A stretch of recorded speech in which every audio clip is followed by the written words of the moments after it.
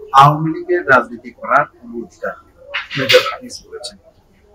এটা মেজর হাফিজ কেন, এটা আসলে অনেকেই বলে, আমিও মানে সত্যি কথা বলতে কি এটা আমিও বিশ্বাস করি। এত স্বৈরাচারী নির্যাতন নিপীড় এই যে দল করতে পারে, এই দল তো প্রথম ধাক্কায় হলো নিষিদ্ধ দল। এবং আমার ধারণা যে কোনো রাজনৈতিক দলের নেতৃত্বে যদি গণঅভ্যুত্থান হতো এটাই। এখন গণঅভ্যুত্থান হয়েছে, আসছে একটা সুশীল সমাজের সরকার, তো তারা তো আসলে অনেক কিছু চিন্তা করছে।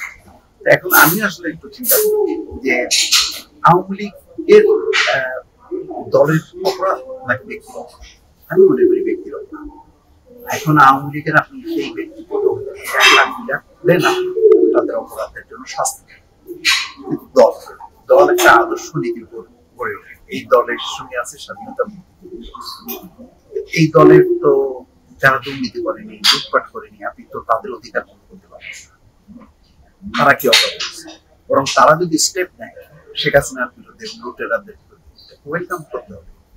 তো গণতন্ত্রের সেই স্পেসটা ছিল, আমাদের স্পেস ছিল না বলে আজকে এই হেতু অবস্থা। আজকে স্পেস যদি থাকতো, আজকে এই ধরনের লঙ্কা কাণ্ড করতো না। স্বাভাবিকভাবে সরকার আসতো, আমাদের গণতন্ত্র একটা ম্যাচুড অবস্থা আসতো।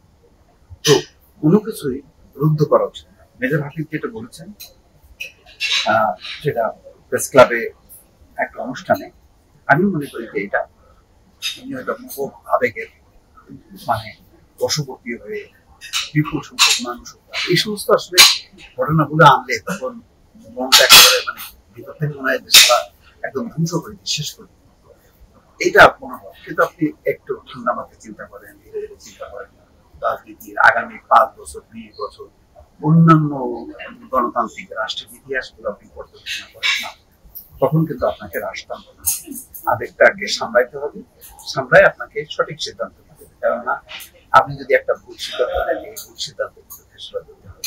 শেখ হাসিনার অসংখ্য ভুলের খেসারত কিন্তু আজকে অসংখ্য মানুষ দিচ্ছে, তার দলের লোকরা দিচ্ছে, অসংখ্য মানে দেশ দিচ্ছে। কে দিচ্ছে না? একটা পুরো দেশ, গণতান্ত্রিক বাংলাদেশের পুরো ভাবমূর্তিটা চেঞ্জ করে ফেলেছে। সারা বিশ্বের তালিকায় আমরা যে হাইব্রিড একটা স্বৈরতান্ত্রিক একটা রাষ্ট্রের মধ্যে আমরা ঢুকে পড়ছি। তো এটা তো আমাদের মুক্তিযুদ্ধ ছিল না। আপনি আগে তো আপনার বেসিকটা ঠিক হবে না, আপনি কয়েকটা প্রত্যাশিত করে দিলেন, মেট্রো রেল করে দিলেন, বলে দিলেন না তোমরা এটা নিয়ে উল্লাস করতে থাকুন, আসতে থাকবে, বুঝলো এটা। এইরকম আপনি জানতে পারেন উল্লাস করেন, এটা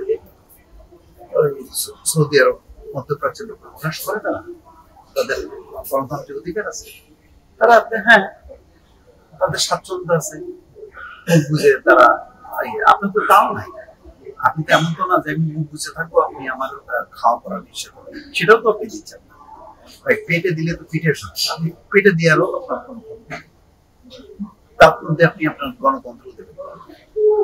তো ওই মধ্যপ্রাচ্যের ওই অবকাঠামো সাথে ওইটাকে যদি আপনি মনে করেন, ওইটা দিয়ে বাংলাদেশকে ওইটা দিলেও আপনি বাংলাদেশের মানুষকেও যদি মানে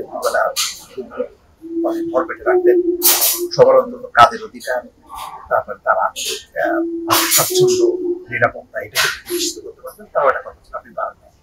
ফলে আর বাংলাদেশের বুঝতে হবে এটা হলো গণতন্ত্রের মানে বাদক, গণতন্ত্রের জন্য এত রক্ত, এত লড়াই। তো এর মধ্যে দিয়ে আপনি এটাকে আপনি ব্যাকটার্ন করে আপনার বাকশাল সিস্টেম নিয়ে যাবেন, হবে না।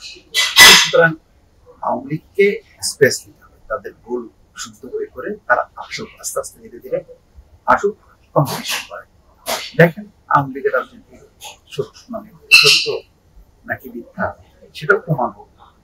ওপেন ফিল্ডে তারা ফিল্ডে ফাইট করবে। আগে তো এখন যদি আপনি চাপা দেন, বলেন যে আমাদেরকে মোকাবেলা করার সাহস একদিন একদিন বলতে পারেন।